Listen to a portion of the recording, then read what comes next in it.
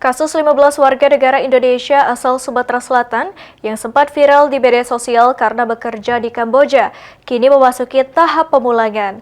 Pemerintah Provinsi Sumatera Selatan bersama sejumlah instansi terkait bergerak cepat memfasilitasi kepulangan para pekerja tersebut. Dari total 15 WNI asal Sumatera Selatan yang bekerja di Kamboja, 1 orang telah lebih dulu pulang secara mandiri, sementara 14 lainnya masih berada di Kamboja, hingga proses pemulangan dilakukan pemerintah daerah.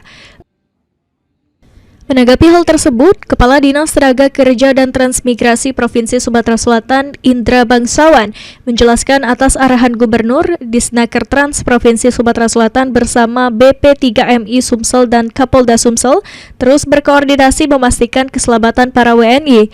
Pemerintah Provinsi Sumatera Selatan memfasilitasi tiket kepulangan bagi 14 WNI tersebut yang akan diterbangkan dari Kamboja menuju Jakarta. Setibanya di Jakarta, para WNI akan dijemput dan didampingi hingga kembali ke Palembang. Selanjutnya, mereka akan didata di Polda Sumsel sebelum diserahkan kepada keluarga. Dari perwakilan kita yang dengan Pak Kabid Penta, saya langsung beserta staf menjemput ke Jakarta.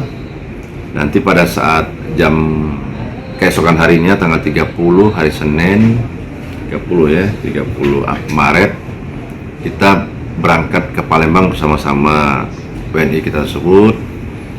Insya Allah jam 12 siang mungkin sampai Palembang, dan mereka akan kita bawa dulu ke Polda untuk di screening, didata kembali, sehingga nanti para keluarga masing-masing itu akan menjemput di Polda.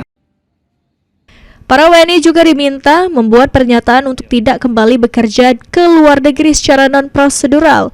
Pemerintah mengimbau masyarakat agar lebih waspada dan selalu mengikuti prosedur resmi saat bekerja ke luar negeri. Suryadi, PAL TV.